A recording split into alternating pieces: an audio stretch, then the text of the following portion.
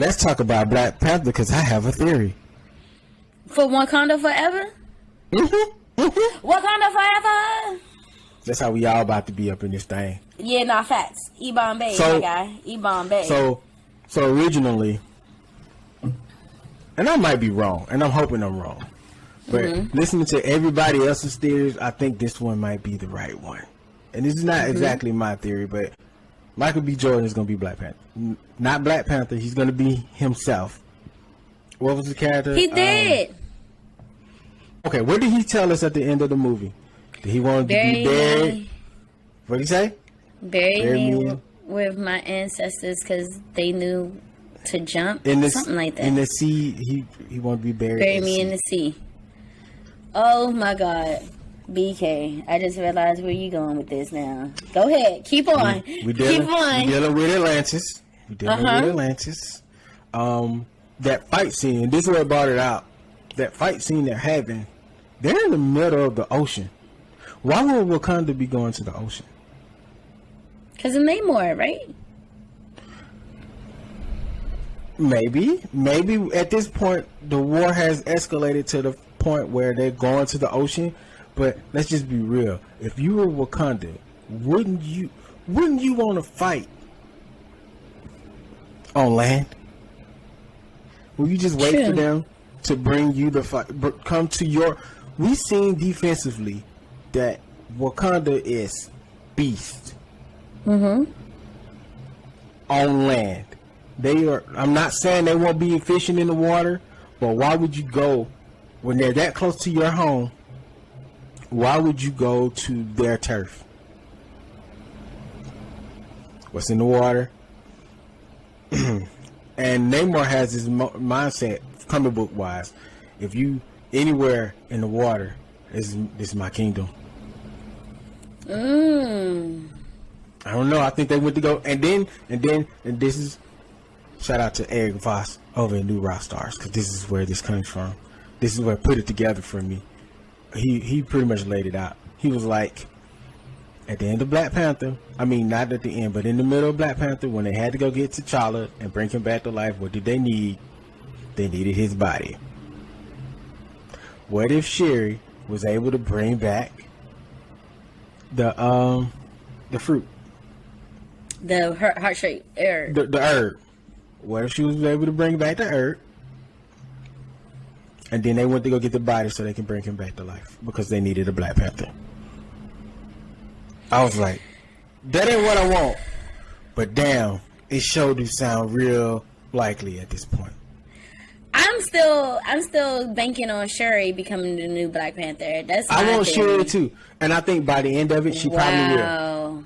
But I think BK. I think right now that's a theory though. That's a theory. That's a working theory right there. Yeah. I think she will by the end of the movie, but they have to build her into the conflict with him. So I think we about to get the Jaguar. Right, because why would Namor be beefing and there's no T'Challa? Yeah, because in the comics, Namor was like his arch nemesis. Yeah, and I don't. But T'Challa's talking about T'Challa's arch nemesis. I don't think Namor really would want, unless they want the vibranium, which is very, very likely. But why though? But why? Ain't nobody really out here messing with Atlantis. There are a lot of questions. Ain't nobody out here calling Atlantis, throwing bombs in the sea. And don't give me this, it's the environment argument. Why? Wakanda seems like the most efficient country in the world. It is. So I would think their recycle levels, one, they wouldn't be using anything that'd be damaging to the world around them. I can't wait until Black Panther Wakanda Forever come out. Like, I'm already getting my tear ducts ready. I'm making sure I pack some tissues because I'm gonna be crying. Man, the breakdown. They have like a book, a Wakandan Files book that I really need to buy. But I think it breaks down. It may breaks down the language so you can decode the text around the screen. And again, check New Rock Stars on YouTube and then tell them they did a lot of the heavy lifting. and then tell him, be like, I was listening to the BK show, and he said, go to New Rock Stars so we can get some notoriety off of it. Anyway, okay, but yeah, they decoded a lot of the words around the trailer, and a lot of it is like "Long live T'Challa," you know, stuff you would say when your king is gone. So yeah, he's definitely T'Challa is deceased. You guys, we gotta deal with that. We gotta deal with that. And honestly, I mean, since we are heading into the multiverse and Quantumania, I mean, there are possibilities. We have different types of T'Challas out there, so we could always have a different T'Challa. Like, and Kevin Feige, Star-Lord T'Challa. Oh, chill. From the What If. Oh yeah. From What If. Kevin Feige had already, said that it didn't feel right recasting a black T'Challa for Black Panther Wakanda Forever, and I appreciate that for him. But he didn't say that T'Challa would never show up again. He never said that. He just said that recasting it for this movie was just too soon and it did not feel right. So I do appreciate that. And he's right. He is right. It's still very unfortunate what happened to Chadwick. I said this on this show before. I've said it again. Chadwick, I've never known this man in person a day in my life, but I am a huge fan and will forever be a huge fan of his. And I think that they played the right move with this, but let's not have this character die. I think. Okay, so what I love and the reason why they are recasting, I think it was the cast itself didn't want that. Mm-hmm. The director probably didn't want that, and the viewers didn't want it.